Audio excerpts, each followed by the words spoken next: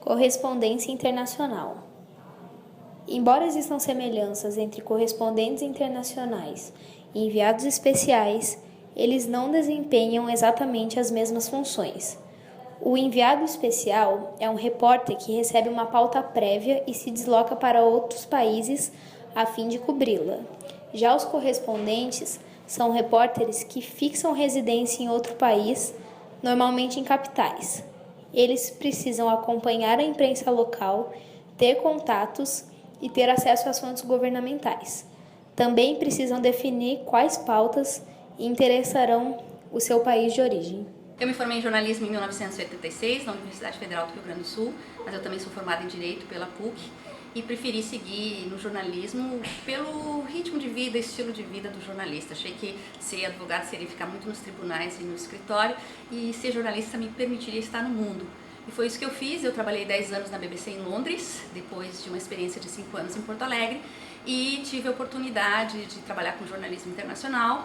Só pela BBC eu conheci mais de 50 países em reportagens que eu fiz.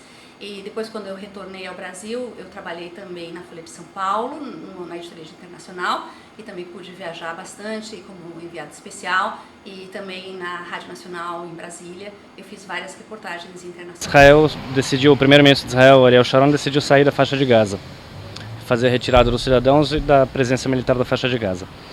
E aí a Rádio França Internacional estava procurando alguém para falar a respeito desse acontecimento, que era um acontecimento muito importante para a política regional, e o correspondente deles tinha se afastado, se aposentado, decidido parar de trabalhar.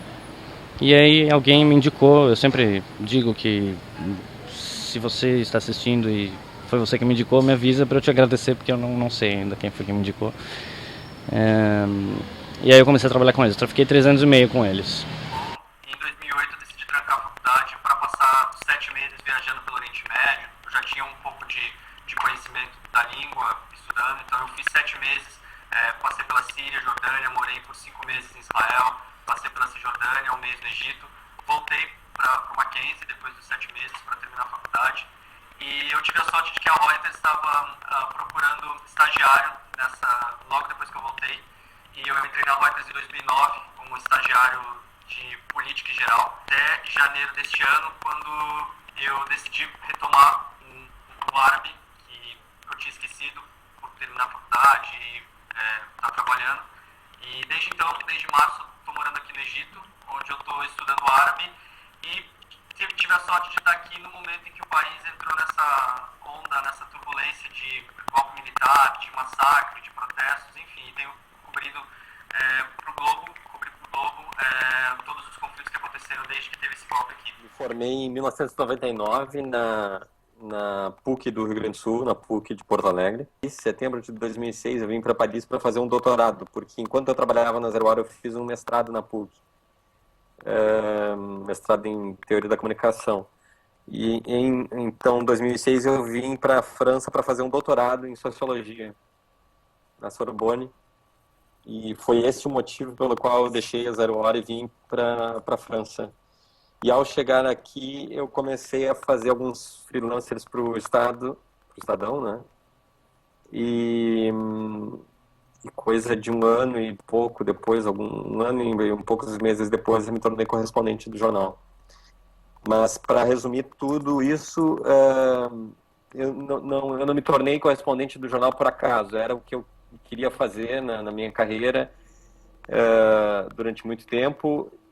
Em alguns momentos da minha vida eu nem acreditava que isso fosse possível, na verdade, porque era tão lento o processo de ir morar fora, conseguir espaços e tal, mas aconteceu. Então eu cobri 2 guerras, a Segunda Guerra do Líbano, em 2006, no verão de 2006, quer dizer, 1 ano depois desse acontecimento de Gaza, e a guerra de 2008 a 2009 na faixa de Gaza também. Então, quer dizer, fora inúmeros acontecimentos políticos, mudança de ministério dos 2 lados, Israel na Palestina, eleições, tudo que eu posso pensar em um monte de exemplos de coisas. E claro, não só no campo da política internacional, também fiz matérias de cultura, esportes,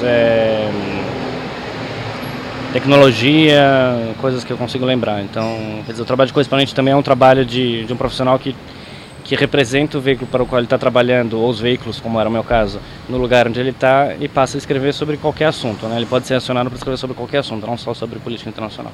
Teve uma matéria que teve bastante repercussão, que foi sobre o caso das mulheres que foram estupradas na Praça Tahrir durante os protestos do dia 30. Teve bastante repercussão a matéria que eu escrevi para o Globo, e foi um assunto que teve repercussão na imprensa internacional. Foi uma epidemia de estupro que teve durante os protestos. É uma coisa que você praticamente não consegue imaginar, que milhares de pessoas estão ali protestando, e no meio delas as mulheres estão sendo estupradas ali, e praticamente a reação das pessoas que estão em volta é praticamente inexistente. E, claro, quando as forças de segurança agiram para desmantelar os acampamentos dos partidários de Morsi, foi o dia mais violento da história recente do Egito. Eu estava dentro da mesquita e, enfim, dentro dessa mesquita, 2 jornalistas, acho que 2 morreram. Um deles, um britânico, que a equipe dele estava comigo dentro do hospital, e a gente estava sendo realmente atacado. Os manifestantes diziam que haviam atiradores nos topos dos prédios.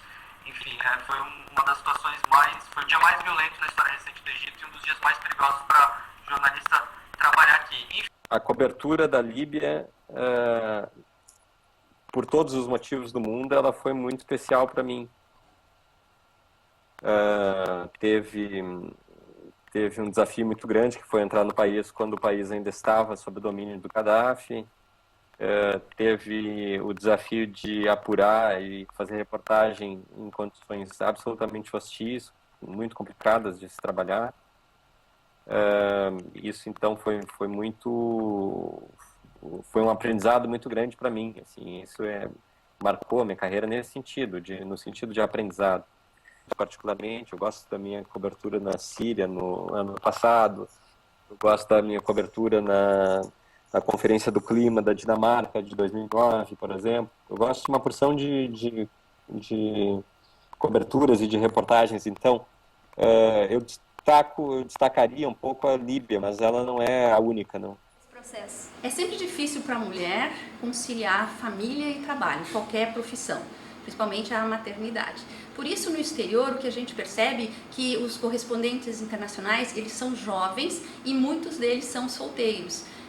Quando os casados vão para o exterior, eles às vezes têm problemas de adaptação da família. Às vezes o companheiro ou a companheira não consegue se adaptar ao país, que é um país diferente, com outra cultura, não estão trabalhando e querem voltar para o Brasil. Às vezes os filhos não se adaptam. Então o que nós observamos é jovens, eu era jovem também na época, quando fui para Londres, que querem trabalhar e conhecer o mundo e se dedicar exclusivamente à carreira. A parte mais gostosa do viver fora, de conhecer novas culturas e tudo mais é justamente isso, né? O idioma, as culturas. Israel é um país em que as estimativas falam em 80 mil latino-americanos, por exemplo, num país de 7 milhões. Proporções que, imagina, São Paulo tem 11 milhões. 1,5 milhão de russos. Enfim, gente do mundo inteiro, americanos, franceses, gente do mundo inteiro. Então você ouve idiomas o tempo todo, você tem a oportunidade de praticar idiomas, de conversar, de conhecer lugares que você não conheceria através do relato das pessoas e tal. Então essa é a melhor das partes, né? A coisa mais bacana é isso, conhecer gente e enfrentar esses problemas, assim, é a melhor das... A partir do momento que eu tomei a decisão de que eu ia mudar, não foi uma decisão que eu tomei no final de semana, no outro eu mudei. Passaram 6 meses desde o momento que eu comecei a anunciar minha saída, comecei a pensar em mudar. Então, toda a sua cabeça, a sua vida começa a girar em torno dessa mudança que você vai fazer. Então, não tem como você ter um namoro, a pessoa estando no Brasil e você morando aqui no Egito, porque a vida é totalmente diferente. Mas e tudo muda, você deixa os seus amigos para trás, você deixa a sua família para trás, mas é uma decisão que você, enfim, você tem que viver com isso. Se esse é o seu caminho profissional, se esse é o seu objetivo profissional, isso faz parte do seu trabalho. O correspondente, ele passa a maior parte do tempo viajando, ele vai para esses lugares mais distantes, mais isolados, e nem sempre ele vai contar com os amigos, com a família, então faz parte da vida. Não era casado, eu vim com a minha namorada, ela veio comigo, me acompanhou. Conciliar os interesses dos dois é sempre complicado, ainda mais quando se mora no exterior, né? Se complica muito aí conciliar os interesses. Então não é simples, não foi simples e não vai ser simples jamais. Assim, a gente tenta encontrar denominadores comuns, a gente tenta trilhar os caminhos semelhantes, respeitando os interesses de cada um. Então, eventualmente eu abro mão de algumas coisas, a minha mulher abre mão de outras. Morar no exterior já é complicado por si só. Morar no exterior como sendo jornalista é ainda mais complicado. Quando os dois são jornalistas, é tremendamente complicado. Mas ao mesmo tempo tem dado certo. Então a gente, os problemas existem, eles são cotidianos, mas é preciso gerenciá-los um a um, né? Todo mundo tem problemas, afinal. O correspondente está sujeito a sofrer problemáticas distintas. Além da língua ser uma dificuldade, choques culturais podem causar estranhamento e situações incômodas. Entretanto, os correspondentes têm que ter coragem para enfrentar os possíveis desafios e têm que saber se impor. E a notícia de que eu fui detido por 7 horas, né? Enquanto eu cobria no dia 17 de agosto, saindo de uma praça aqui no Cairo, eu já estava voltando, saindo de lá, porque a situação estava bem complicada para estrangeiro e para jornalistas. Enfim, a situação ficou muito perigosa desde o dia 14 de agosto para jornalistas que trabalhavam aqui no Egito. E eu acabei sendo parado no posto de controle do Exército, no centro do Cairo, e acabei sendo detido por 7 horas. Mas no meu caso foi mais um de vários jornalistas que foram detidos, e muitos deles foram deportados, muitos deles ficaram presos por dias, muitos deles continuam presos, inclusive. No meu caso, mais um daqueles que a gente ficou preso por 7 horas, passamos por interrogatório, enfim, mas a gente acabou sendo liberado. Além disso, teve a prisão, que foi alguma coisa dura, difícil. Depois teve 8 dias. Mas a questão não foi o tempo preso, a questão foram as circunstâncias da prisão. O Itamaraty confirmou que o jornalista Andrei Neto, que é correspondente do jornal Estado de São Paulo na Líbia, foi libertado hoje. Ele estava preso há 8 dias em Sabrata, uma cidade que fica a 60 quilômetros da capital Trípoli. Do lado de ter viajado para lá, é viajar para um país que tem hábitos completamente diferentes, apesar de ser bastante ocidentalizado. O idioma, que é outro alfabeto, é da direita para a esquerda. Então essas questões também foram